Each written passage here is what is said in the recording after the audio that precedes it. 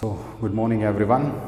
So, today let us do the next unit that we have from the Springs textbook. So, as you can very clearly see here, I am here with my English class number 14, and today we are going to discuss the unit 4 from your Springs text, that is everything I need to know I learned in the forest.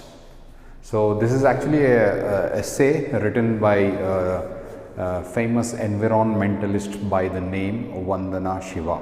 Okay, so you can find any kind of a story here. It's a more of a kind of a a theoretical aspect of how to understand the environment, because the moment you look into the title you will come to know that here you cannot find characters, nor you can find any storyline that you will be following in this essay. But it's a essay, of course. It is already been named as an essay here, and in this short unit, on unit 4, you are going to learn about certain aspects about what Vandana Shiva has to tell us about environment, so to say, as a whole. Okay, so it's a very big title, so to say, as to understand, but it is something that is always been with the I. Okay, so everything I need to know I learned in the forest. So, you can see the repetition of the first person narration, that is I here, and that I is nothing but, you know it, right. So, this is nothing but from the perspective of Vandana Shiva. Okay. Now, the title is very apt. It is very clear that you will have to understand the moment you read it. But the only thing that you need to understand here is that what kind of a narration are we going to follow in this short story, because when we are talking about the first person I in the title or in the prose or in the lesson or in the essay, it is always the author's perspective. All right. So, how do you read this? Everything I need to everything I need to know, everything that I wanted to know, everything that I knew, okay, I learned it being in the forest only. So, you come to know here about the experiences of Vandana Shiva. How did she learn more about the forest or about the environment or about the nature, being in the nature itself? I think this is quite clear, right? So, when you read this title, it's quite clear. But the only thing that you need to understand here is these two I's that have been used in the title, which are nothing but the perspective of the author of the chapter itself. So, that's all about the title that you are going to have in this unit, and the author is Vandana Shiva. So, on the last page of the lesson, you have been given little more about who Vandana Shiva is and what exactly did she do. Okay, so on page 28 on your text, you have been given about Vandana Shiva. Vandana Shiva is actually a lady who was born in the year 1952, wrote this article for the issue titled "What Would Nature Do?" Winter 2012 of Yes magazine. I think now it is very clear the moment we read the very first sentence about the author that this is an article that was written for winter 2012 of S magazine. Okay, so she is the lady one who was born in the year 1952, and she wrote this titled article for the S magazine for the year 2012. Okay, so the title of the article that she wrote was under "What Would Nature Do?" Can you find a little bit of similarities between the early or the exact title of the article that was written and what has been prescribed for your study to study, that is everything I need to know I learned in the forest. So, you have the omnipresence of the author herself here, but this was an article that she wrote in the year 2012 for Yes magazine by the title or under the title "What Would Nature Do?" So, you can find environment or you can find forest in the similar way. What would nature do? So, this is what she talks to us about. So, the first thing about the lady or the about the author Vandana Shiva. She is an internationally renowned activist for biodiversity and against corporate globalization, and she has been the author of Stolen Harvest, The Hijacking of the Global Food Supply, Earth Democracy, Justice, Sustainability and Peace, Soil Not Oil, and Staying Alive. A lady, one who's a very renowned environmentalist. Okay, so she is not only famous in India, she has been acclaimed or she has been renowned throughout the world, and she is considered to be the international author, and her main gist or the theme or the concepts that she writes are mainly on the biodiversity and against corporate globalization. Okay, she is the lady one who has worked mainly for the biodiversity. What do you mean by biodiversity? You know that, right? So biodiversity, plants with diversified seeds or the diversification in planting. What all those things we will discuss in her article when we start doing it. But right now you got to be giving your attention towards what kind of the author was she. So she has written so many books mainly pertaining her willing towards the nature. When you read these titles of her books, you will understand how important nature was for Vandana Shiva. She has written a book called Stolen Harvest. Then she has written The Hijacking of the Global Food Supply. The Hijacking of the Global Food Supply, Earth's Democracy. Isn't it? We have heard about the democracy, but she is something that she has prefixed a word like, earth, and then she talks to us about the democracy. Then she also has written Justice, Sustainability and Peace. Justice, Sustainability and Peace. And the next book that she has written is Soil Not Oil. And one more book was Staying Alive. All these details have been given in the text only, so nothing to worry about the other different books that she has written. Hence, I have to just discuss about the author here. I am just reading these books which have been given in your text itself. The last section of this essay was adapted from Vandana Shiva's Forest and Freedom, which was published in the May-June 2011 edition of Resurgence magazine. Vandana Shiva is a yes contributing editor. Okay. Further, what exactly she did when she was becoming a famous environmentalist, not only in India but also throughout the world, she is the one who kept on talking to us about how to preserve nature, how to preserve environment, all these things.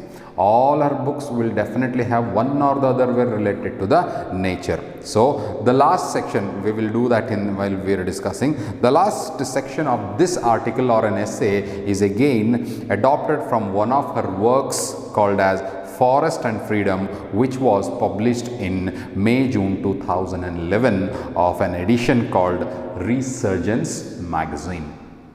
Then Vandana Shiva is a yes contributing editor. So I told you in the very first line itself that this essay she wrote under, what is that? What would nature do? Isn't it? This was an article that was written in the year 2012 on S magazine. Later she also became the editor of the same magazine for which she wrote this essay or an article. Clear? Alright. Then in this essay, Vandana Shiva first tells us how she learnt about environmentalism from the uneducated women of Garhwal in Himalaya. Okay, now we are coming to the background of this article. Okay, and in this article or in this essay, what Vandana Shiva has written is that she tells us about how she learnt. Look into the title, okay, how she learnt about the environmentalism from the uneducated women of Garhwal, which was in Himalaya or which is in Himalaya.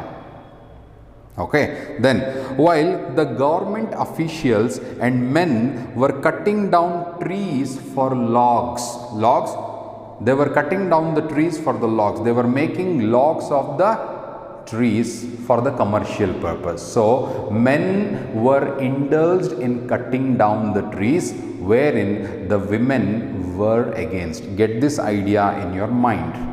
Okay, so the men of the same region, that is in Garhwal, Himalaya, were cutting down the trees and making them as logs. Logs, nothing but the wooden pieces, the lengthy wooden pieces. So they were cutting down the trees and making them as logs so that they can use it for their commercial purpose. Okay, so the women showed them that the trees and the forests were living things and we need to live with them. Later, Vandana learnt all the major ideals of a good life from the forests. So, this is what exactly is the main theme of this essay, that she actually learnt how to preserve the nature or the environment from uneducated women of Garhwal in Himalaya. Okay, those days in Himalaya, women were more protesting against their own husbands or the men around them, and they were protesting against the men for not cutting down the trees. Rather, they were empowering them with the fact that even trees also are the living beings. And that's what she says here. Okay, and then later Vandana learnt all the major ideals of a good life from the forest only. So whatever she attained, whatever Vandana Shiva attained, everything was in the midst of the forest only. So some of the findings that she started learning being in the forest they have been listed in the text with A, B, C and D. So let us see what exactly did she learn in the forest being with the women fraternity. Diversity of life norms and the need to accept diversity as a principle of life. The first fact that she learned was diversity, different things, isn't it? Diversity of life forms and need to accept diversity as a principle of life. This is the first thing that she learned there. Then, Earth is our mother and not just raw material to be exploited. Earth is our mother. So we do definitely hear the phrases like Mother Earth, don't we? In the similar way, she is telling us about that she learned that Earth was our mother, but it is not just a raw material that we keep on exploiting it.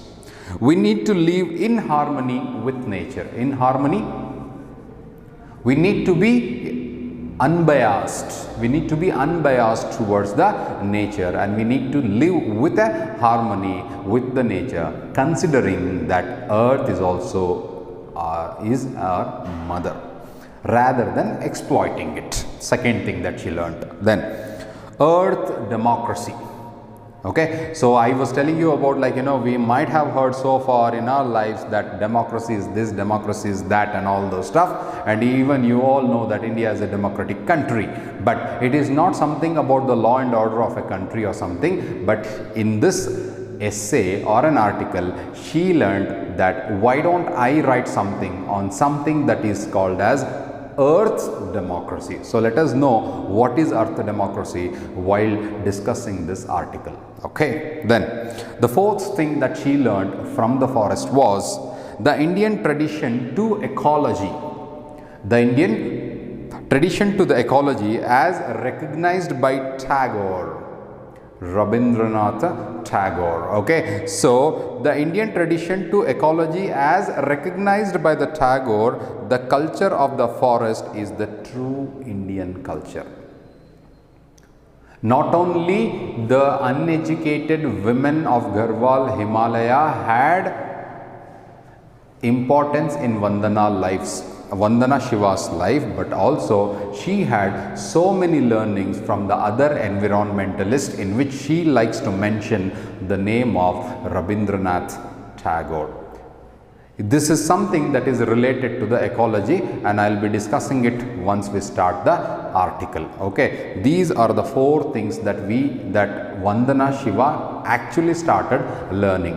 So in a nutshell, if I have to tell you about the importance of this article, or about the importance of this essay, is nothing but how Vandana Shiva became an environmentalist in conserving the nature rather than exploiting it.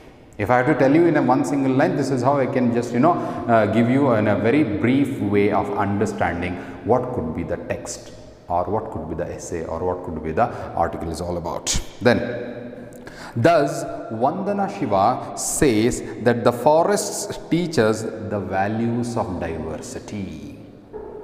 So finally, she comes to a conclusion with her own understanding about how nature can be saved rather than exploited. She tells us that Vandana Shiva says that the forests teach us the values of diversity, freedom, and coexistence. This is how she summarizes finally that forest is, or environment or nature is something that teaches all of us. Nature or environment or the forest is the thing that will teach us about the value of a diversity, it teaches about the freedom, and it teaches about the coexistence. So when I name these 3 words about the freedom, about diversity, and about the coexistence, you got to relate the same thing. Being an individual who is reading the article or who is reading an essay, and see what were the contributions that were made. You can definitely compare yourself in terms of how can you relate, or how can you consider forest or an environment or a nature, which will definitely teach us about the values of what? The values of the diversity. It will teach us about what freedom is all about, and it definitely tells us about how living creatures on earth can be coexisted to each other. Okay, so this is the main ultimate theme or the concept that she would like to bring us to the reader's mind through this article or an essay. Am I clear with that? So don't worry, everything has been given on page number 28. Maybe you can just have a reading once again so as to understand about what could be the lesson is all about. Okay, so dear students, once again, before I could start anything, I'll tell you, this is not something that is a kind of a theme which has a storyline to follow it up. No, as I have very clearly told you, this is an article and this is an essay. It takes a lot of time to understand, because you need to be very, very specific about the factual details that the author is describing us in this article. So you should be very, very specific in terms of identifying the words and phrases and connecting it to that particular answer, and then start writing your answers for your examination. So what I request you is that you should be very, very keen enough in reading and understanding the text as much as possible, unlike the other stories or poems that we actually have. So if this thing is there clear in your mind, then probably we can just start reading. And before reading, as I always do, that we will see or look at what is the pre-reading activity of the lesson might tell us. So by now you are sure you have your own ways of understanding what could be the pre-reading activity. I am sure it will be definitely related to environment, isn't it? So let us see the questions. So have you heard of Chipko Movement? What is its significance? I am sure in your earlier classes you might have definitely heard of something that is called as Chipko Movement. What is its significance? What is its significance? What is the significance of this movement that was held in North India, isn't it? So if I have to ask you about the questions on have you ever heard of something that is called as Chipko Movement? What is Chipko Movement?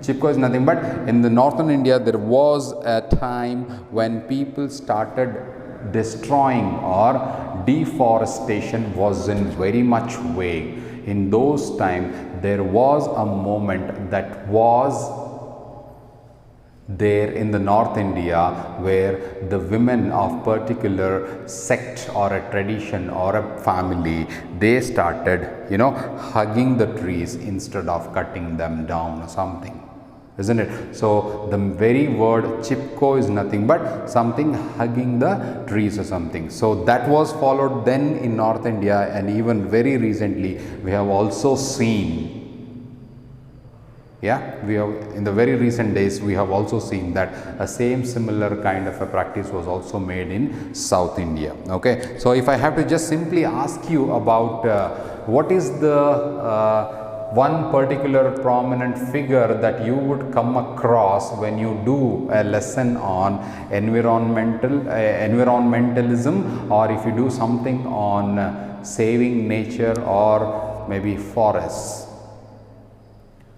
Okay, very recently there was a lady by name, what's her name, Salumarada Timmakka, right? So if you just consider certain environmentalists who had lived or who are living on the earth, where their motto is to go on with afforestation rather than deforestation.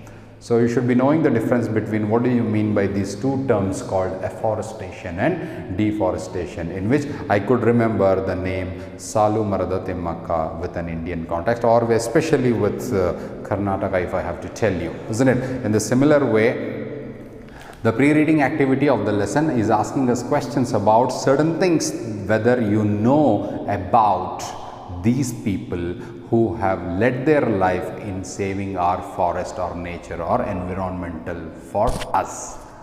Okay, so have you heard of the word, or have you heard of Chipko Moment? What was its significance? So what was the role played by women in this moment? So what was the role that was played by the women in this moment? So we are just going to talk about what is Chipko Moment, and as I have already very clearly told you, what do you mean by Chipko Moment that happened in North India, okay, in the early 1920s or so, when women of a particular sect started protesting against their own husbands in cutting down the trees. We also read in the same way and the note about the author also.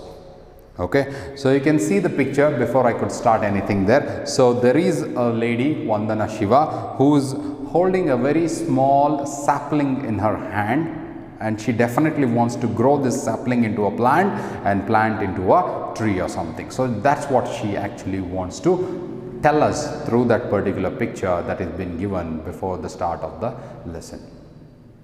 Hope you all are following me. Okay, so consider all these aspects, whatever we have discussed so far, and then have it in your mind that you are going to read an article or an essay, something related to safeguarding or protecting our mother nature. So you have this thing in your mind and then start reading.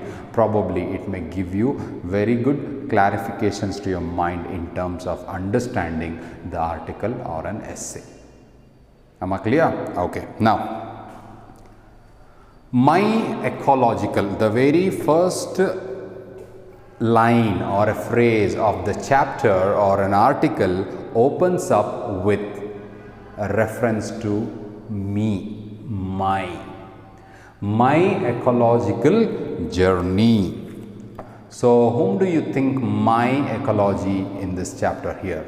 Yes, the narration in the article or in this essay is related to the author herself. So whatever she talks to us in this article or an essay is something that is related to Vandana Shiva herself. So that's why she starts this article with my ecological journey. What is ecological? Something related to the nature, isn't it? What is ecology?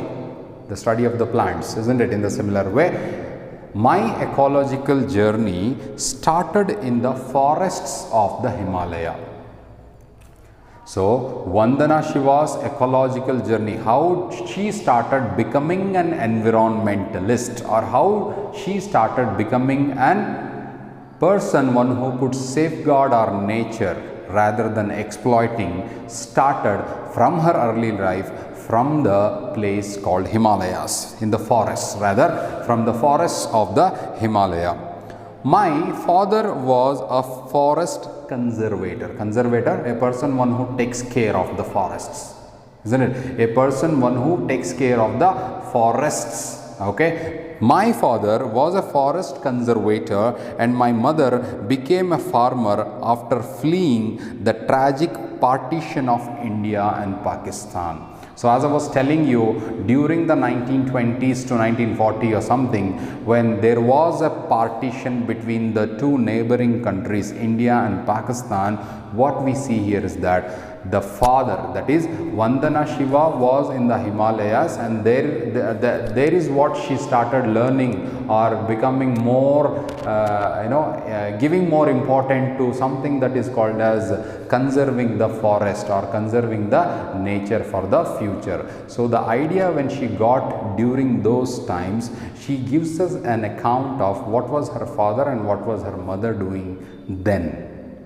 So the father was working as a forest conservator, the mother was a farmer by profession. Okay, so my mother was a farmer after fleeing, running off, okay, fleeing from the tragic partition of India and Pakistan. It is from the Himalayan forests and ecosystems that I learned most of what I know about ecology. You can underline that line there. Okay, so it is from Himalayan forests. Okay, the source, the inspiration, the motivation that she got, if she is a very good environmentalist today, not only in India but also an internationally renowned or an acclaimed environmentalist, her journey started in the Himalayan mountain range or in the Himalayan forests. That is what you got to understand. So underline that line. It is from the Himalayan forests and ecosystems that I learned most of what I know about ecology today. That's what she tells us. So her journey started from the Himalayan forests. So she gives a little bit of her background to the story about her own family by telling us about the father and the mother, and that is the place where I started learning more about the ecology or about the nature. The songs and the poems our mother composed for us were about trees, forests and India's forest civilization. Then she goes back to her own childhood and then she remembers one fact, that in those days the mothers especially were singing us the songs or the poems mainly related to the trees and the forests. She says, the songs and the poems our mother composed for us were about the trees, were about the forests, and also they were about the India's forest civilizations. Hope it is clear. Okay, you can follow it. Right, then my involvement. Look at this repetition of the word my. So be very attentive towards why is she talking to us in that way. Okay, so my involvement in the contemporary that was prevailing those days, contemporary ecology movement began with Chipko. She comes back to the ultimate reality of her life, that is my involvement in the contemporary those days. Okay, contemporary ecology movement began with Chipko, a non-violent response to the large-scale deforestation that was taking place in the Himalayan region. So she was the one who has witnessed the Chipko movement with her own eyes. That is what you need to understand here. So my journey began with something, actually her journey of becoming an environmentalist started in Himalayan forest. At the same time, she got more motivated or inclined towards when she saw from her own eyes about that particular moment that happened, that is Chipko. Okay. Chipko movement was a non-violent response to the large-scale deforestation. Hope you know what is deforestation, isn't it? So, My journey actually started from there where I had witnessed it and was taking place in the Himalayan region. So I have seen it with my own eyes that was happening in the Himalayan region then. Then in the 1970s, farmers, the peasant women from my region in the Garhwal Himalaya had come out in the defense of the forests. Okay, then she also tells us about during 1970s I could also see that in the same Himalayan region is specific family by name Garhwal family, Garwal, Garh, it is Garhwal family, or the women belonging to this particular family had come out in defense, saving. They came in order to save the forests. Logging had led to landslides and floods. That is, people kept on deforesting the forest. That is, logging, cutting down the trees had led to so many landslides and floods and scarcity of water, fodder that was for the animals, and fuel. Since women provide these basic needs, the scarcity meant longer walks for collecting water and firewood and a heavier burden. That is, the men of the family were busy in cutting down the trees, whereas the same deforestation was becoming a kind of burden for the women of their families. How does she defend it, or how does she defend it? By saying, she says, by defending it in the way that logging had led to this landslides. You know what are landslides and floods. It also had led in response to the scarcity of the water. They had to go in search of food for the animals, fodder, and also it was a scarcity for them to the fuels. So when this was happening, this was an additional burden for all the women of Garhwal family in the Himalayan region in 1970s. Why? Because the scarcity of water meant for them to go for longer walks in order to fetch the water. Even now, if you take an example of a state like Rajasthan, okay, you might have seen, like, the people even have a kind of a scarcity of water where they actually need to go on for a longer journey in order to fetch the water or something, isn't it? So this particular example will give you in your minds about what was the scarcity of water was all about. And in movies or maybe in magazines or whatever you have seen, it is definitely a woman who is definitely fetching the water from a very far off land or a place or something, isn't it? So cutting down of the trees in the Himalayan region in 1970s was an additional burden for all the women, because it made them to go for a longer walks in order to fetch the water, okay, and also meant them that they need to walk a lot in order to collect water or maybe firewood, nothing but they use these trees, the branches of the trees, in order to, in the form of a coal, so that they can cook out of it firewood and a heavier burden. So this is how exactly it started becoming a burden for all the women of the Garhwal family in the Himalayan region, because of this moment called Chipko Moment later on, which again made them a lot of burden apart from their household chores. So this is what exactly you need to understand. So I'll just stop here and we will continue the rest of the lesson probably in the next class. What I possibly presume is that understand, as I said very clearly, that this is not a kind of a story to be followed or something. You got to have a specific phrase or an idea or a sentence in your mind to answer the question. So that is why you should be very careful enough in understanding and comprehending this text. Okay, one thing that you will have to understand here is that this is her own personal, that is Vandana Shiva's all personal experiences that she is sharing to us through this title called Everything That I Need to Know I Learned in the Forest. So stop here, we'll continue in the next class. Thank you.